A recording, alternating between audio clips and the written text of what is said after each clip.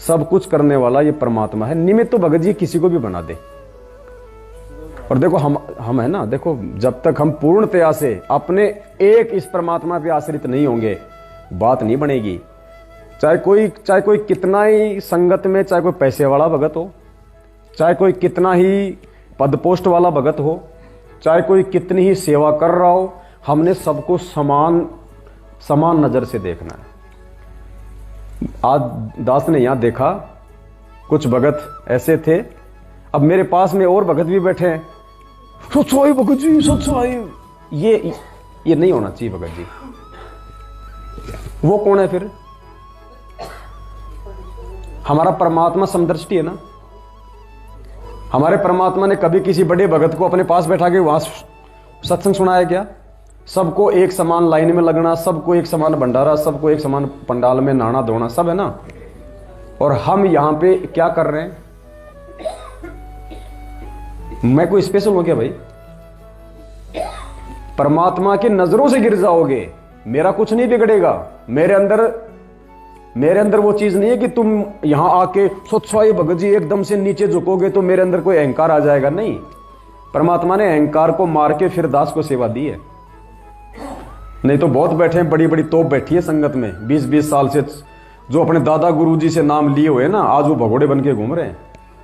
परमात्मा उनको भी दे देता सेवाएं, लेकिन दास के अंदर वो चीज परमात्मा ने निकाली है पहले। हमने किसी भी भगत के साथ अगर ऐसा किया तो ये क्या होगा? ये पक्षपात होगा। और कबीर सागर में स्पष्ट लिखा हुआ, जो पक्षपात जो करेगा वो नरक में जाएगा। आपने रति भर भी ये नहीं सोचना कि ये पवन दास है और ये कोई और दास है, कुछ नहीं। अगर प्रणाम करो तो फिर दोनों से फिर उसी प्रकार करो। अगर नहीं कर रहे हो तो आप अपने पैर पे खुद कुल्हाड़ा मार रहे हो। इसलिए दास ने यहां इस चेयर पे बैठने से पहले दास ने आप लोगों से आज्ञा ली है, ताकि किसी भी आत्मा के मन में कोई दोष उत्पन्न ना हो जाए। मेरा तो कुछ नहीं बिगड़ेगा, लेकिन वो अपना बिगाड़ लेगा। इसलिए हमने इस परमेश्वर के ज्ञान को अब आधार बनाना पड़ेगा। कोई ऊंचे आसन पर बैठ के कोई बल्कि भगवान नहीं बन जाएगा भगत से। ये तो खाली हमारी सोच छोटी हो जाती है। तो अब हम उस परमेश्वर के बच्चे हैं। अब और कोई तीसरा, अब कोई पंथ नहीं बनने वाला। ये फाइनल है, ये छटनी है। और इसमें भी छटनी शुरू, अब 2022 लग गई ना, इनमें भी छटनी शुरू हो जाएगी। अब परमात्मा को चाहिए प्योर क्रीम, परमात्मा को श्रीखंड चाहिए प्योर, छाछ नहीं चाहिए परमात्मा को। तो हमने सबके प्रति समदृष्टि रखनी है।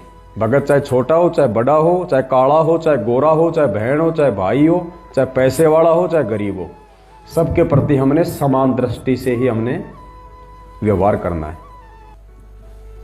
तो आज के बाद कोई भी भाई ऐसी गलती ना करे। इसलिए दास कभी आपके बीच में बैठा, आते ही दास वहां जाके बैठ गए पीछे। थोड़ा मेरे सर में दर्द था, मैं 1 घंटे अपना सो गया, उठ के रिजाई। तो किसी को भी ये नहीं होना चाहिए कि और वो पौन भगत आ गया। ये गलतियां करके तो हम लोग मार खाते आ रहे हैं आज तक। आश्रम में हम यही तो गलती करते थे। और वो भगत जी वो कौन, और वो गुरु जी की बेटी, जैसे तो सरस्वती आ गई हो।